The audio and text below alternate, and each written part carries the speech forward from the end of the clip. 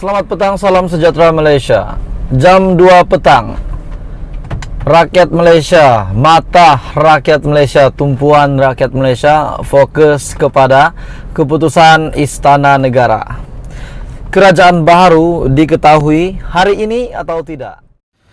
Selamat petang, salam sejahtera Malaysia. Berita tergempar terkini daripada Istana Negara. Hari ini belum lagi terbentuk gabungan kerajaan baru ataupun Perdana Menteri mengangkat sumpah hari ini. Terkini daripada Istana Negara, Agong tangguh kemuka calon Perdana Menteri hingga 2 petang esok. Berita hari ini 21 November diterbitkan pada 1.49 petang. Petaling Jaya yang di Pertuan Agong Al-Sultan Abdullah Riayatuddin Al-Mustafa Billah Shah bertitah berkenan proses bagi ketua dan gabungan parti-parti politik mengemukakan gabungan parti-parti politik pasca pilihan raya umum ke-15 PRU 15 bagi pembentukan kerajaan baru dan pencalonan bakal Perdana Menteri Malaysia ke-10 dilanjutkan sehingga jam 2 petang esok. Datuk Pengelola Bijaya Diraja Istana Negara, Datuk Seri Ahmad Fadil Syamsuddin dalam satu kenyataan berkata, titah berkenan Seri Paduka Baginda itu adalah susulan daripada permohonan daripada ketua dan gabungan parti-parti politik yang telah diterima oleh pihak Istana Negara hari ini. Sehubungan dengan itu,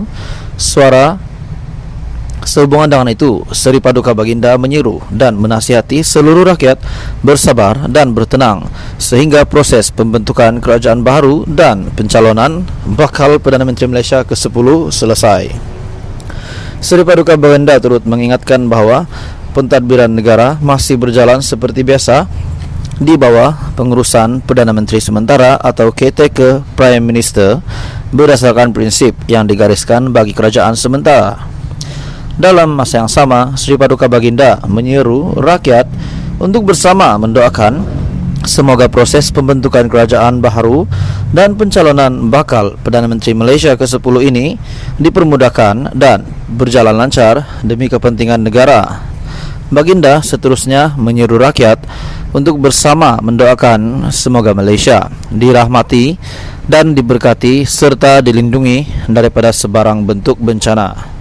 Nampaknya rakyat Malaysia masih menantikan siapa yang akan mengangkat sumpah menjadi Perdana Menteri ke-10. Adakah Anwar Ibrahim ataupun Muhyiddin Yassin?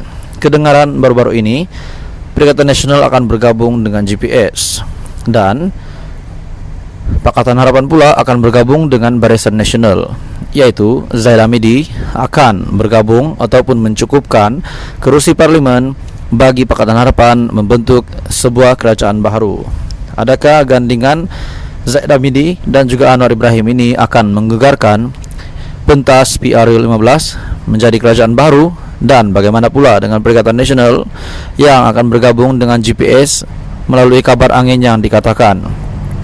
Teruskan bersama di dalam channel ini untuk episod PRU 15 seterusnya. Tuan-tuan dan puan-puan, makin menghampiri Anwar akan jadi Perdana Menteri. Namun tidak mustahil untuk Perikatan Nasional Muhyiddin Yassin yang akan menjadi Perdana Menteri. Namun bila kita fikir secara adilnya, Pakatan Harapan mempunyai kursi parlimen yang paling banyak. Sudah pasti PH adalah yang berkuasa untuk membentuk gabungan untuk membentuk kerajaan persekutuan. Itu yang rakyat percaya. Dan sekiranya tidak berlaku begitu, sudah pasti ramai rakyat Malaysia yang tidak berpuas hati, terutamanya kepada penyokong Pakatan Harapan sendiri, sebab mereka telah mendapat 82 kerusi. Adakah Pakatan Harapan akan dikalahkan dengan gabungan Perikatan Nasional dengan gabungan parti yang lain? Hari ini terdapat satu yang saya ingin kongsikan kepada kamu.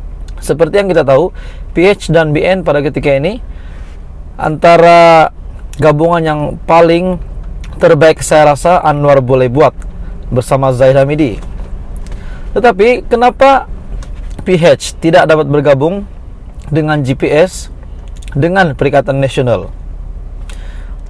4 sentimen yang menjadi penghalang bentuk kerajaan gabungan. Setelah PRU 15 selesai pengundian, tiada gabungan yang stabil akan dapat dibentuk berdasarkan sentimen daripada setiap parti yang bertanding pada PRU ke-15. Walaupun PH memperolehi parlimen paling dominan dengan 82 kursi bersama DAP dan MUDA. Jadi sudah pasti gabungan-gabungan antara parti-parti besar ini bercanggah dengan komponen-komponen parti yang terdapat di dalam parti gabungan itu.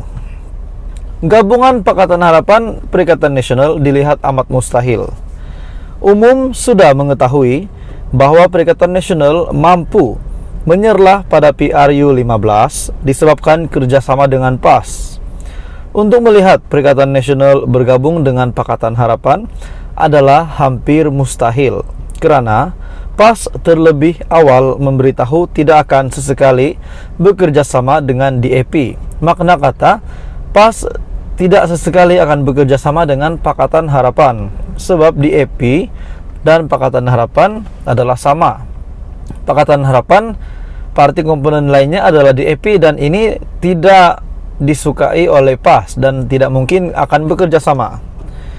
Perkara ini sudah ditegaskan oleh Presiden PAS sendiri, Tan Sri Abdul Hadi Awang, sehari sebelum tarik pengundian PRU 15. Beliau berkata ketika PRU 14, Tun Dr. Mahathir pernah mengajak PAS untuk bekerja sama dengan DAP dan PKR, namun ia ditolak disebabkan PAS baru saja keluar Pakatan Rakyat. Gabungan Perikatan Nasional GPS ini pun menjadi tanda tanya kepada ramai orang.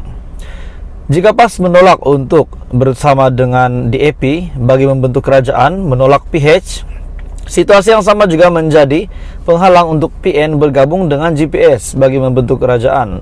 Walaupun kita tahu GPS dilihat bersedia untuk bekerja sama dengan Perikatan Nasional. Secara matematiknya, PN dan GPS boleh membentuk majority muda dengan sokongan daripada JRS. Bagaimanapun, sentimen GPS yang menolak PAS sebelum ini menjadi tembok penghalang untuk kedua-dua pihak menubuhkan kerajaan. Maksudnya, PN dan juga GPS juga menjadi juga bukan gabungan yang boleh direalisasikan.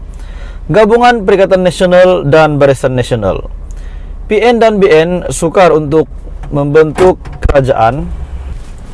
PN dan BN dilihat sukar untuk membentuk kerajaan karena kedua-dua pakatan itu berasal dari bekas-bekas ahli yang lompat parti. Ini lagilah lihat sangat mustahil untuk bekerja sama PN dan BN.